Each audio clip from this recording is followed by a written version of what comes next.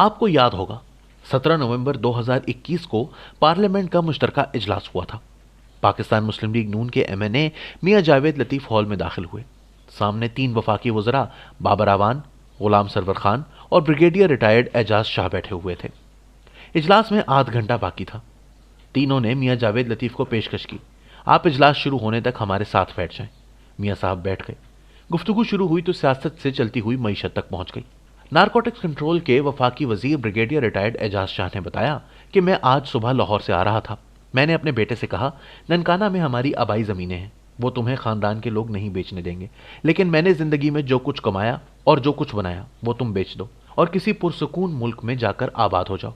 मुल्क के हालात ठीक होने का इम्कान नज़र नहीं आ रहा। गुलाम सरवर खान ने खंगार कर इनको रोका और कहा, शाह साहब आप ये बात किसके सामने कर रहे हैं, ये सबको बता देगा। एजाज शाह ने मियां जावेद लतीफ़ की तरफ देखा, मुस्कुराए और कहा, मुझे कोई फ़र्क नहीं पड़ता, जो सच है वो सच है और हमें अब ये मान लेना चाहिए। मुझे ये वाक़या पाकिस्तान पीपल्स पार्टी के एक सीनियर रहनुमा ने बताया था। मैंने जुमा 24 दिसंबर को मियां जावेद लतीफ़ को फ़ोन किया और इनसे वाक़े की तस्दीक चाही। मियां जावेद लतीफ़ ने ना सिर्फ इस वाक़े की तस्दीक कर दी बल्कि ये भी बताया कि एजाज शाह का कहना था कि मैंने जब फ़ौज में कमीशन लिया था तो डॉलर 3.5 रुपए में मिलता था।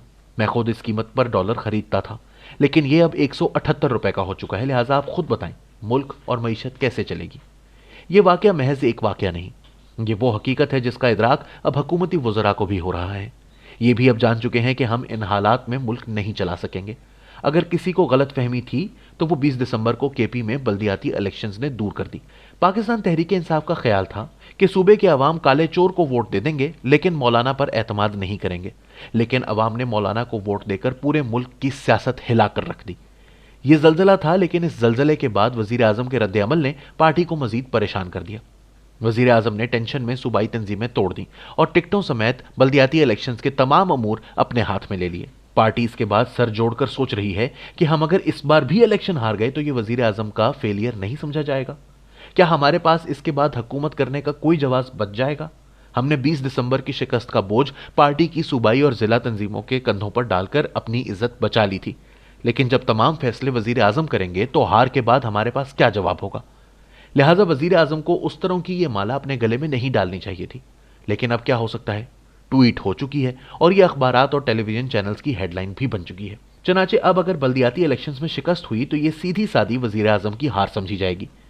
दूसरा 24 दिसंबर को वजीर आजम और वफाकी वज़रा ने यह एतराफ़ कर लिया, मियां नवाज शरीफ की नाअहली हटवाने के रास्ते निकाले जा रहे हैं। वजीर आजम की तरफ से यह एतराफ़ साबित करता है कि वक्त और हवाएं वाकई बदल चुकी हैं और हुकूमत की मुट्ठी से अब हुक्मरानी की रेत तेजी से फिसल रही है।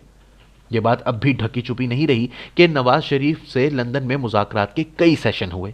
ये सेशन तीसरे, दूसरे और पहले तीनों लेवल पर हुए और ख़ानदान और पार्टी में मियां नवाज शरीफ, इसहाक डार और हुसैन नवाज के अलावा कोई शख्स इन मुज़ाकरात के बारे में नहीं जानता था।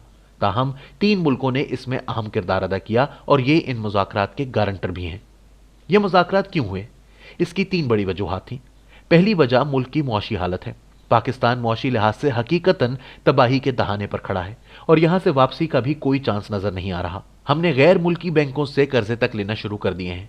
मुल्क में पहली मर्तबा डिफेंस के अखराजात पूरे करने के लिए भी कर्जे लिए जा रहे हैं और अगर खुदा न ख्वास्ता इस सूरत हाल में भारत की तरफ से किसी किस्म की जारहियत हो जाए तो मुल्क कहां खड़ा होगा। चनाचे इस नाजुक वक्त में मुज़ाकरात जरूरी थे। दूसरी वजह नवाज शरीफ का मजबूत मौक़िफ़ है। ये इस बार पीछे हटने के लिए तैयार नहीं थे।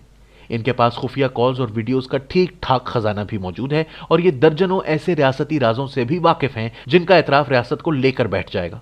लिहाजा फैसला साज कुव्वतों को महसूस हुआ कि हमने अगर इन्हें गुंजाइश ना दी, अपने पुराने फैसले अनडू ना किए तो हमारी आजमाइश में इजाफा हो जाएगा। और तीसरी वजह हुकूमत की खौफनाक नालायकियां और हिमाकतें हैं। इमरान खान ने नादानी में मुल्क का सारा मुआशी पहिया रोक दिया। सी पैक गेम चेंजर था, लेकिन यह हुकूमत की बेवकूफ़ियों की वजह से रुक गया। हुकूमत कौम को बार बार तसल्लियां दे रही है, लेकिन असल हकीकत क्या है? सी पैक पर काम बहुत सुस्त हो चुका है और चीन इस हुकूमत पर एतबार करने के लिए तैयार नहीं।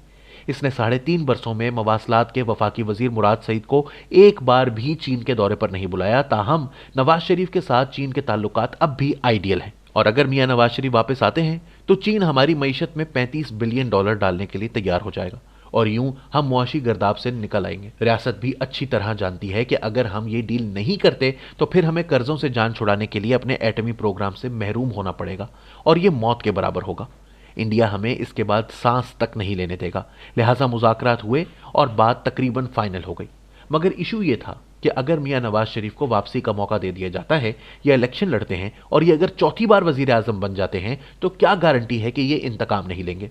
ये जस्टिस साकिब निसार, 2 साबिक डीजी आईएसआई, एक रिटायर्ड आर्मी चीफ और इमरान खान के खिलाफ तहकीकाती कमीशन नहीं बनाएंगे।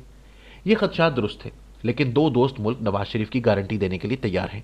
ये चाहते हैं मियां नवाज शरीफ वापस आएं, जेल जाएं, मुकदमा लड़ें और इन्हें इस बार फेयर ट्रायल दिया जाए। और फैसला इस बार व्हाट्सएप पर नहीं होना चाहिए, इलेक्शन हो और अगर अवाम मियां नवाज शरीफ को चौथी बार वजीर आजम बना देती है तो इनके रास्ते में कोई दीवार खड़ी ना की जाए। नवाज शरीफ और मुज़ाकराती टीम इसके लिए राजी हो चुके हैं, लेकिन पार्टी और खानदान के चंद लोग मियां साहब को मशवरा दे रहे हैं कि आप जब तक अदालतों से रिहा नहीं हो जाते, आपके बारे में जब तक फैसला नहीं आ जाता, मियां नवाज शरीफ और मरियम नवाज को 2018 में गलत सजा दी गई थी, आप उस वक्त तक वापस ना आए। इन्हें यह भी बताया जा रहा है कि दिसंबर मुल्क और सियासतदानों के लिए भारी होता है।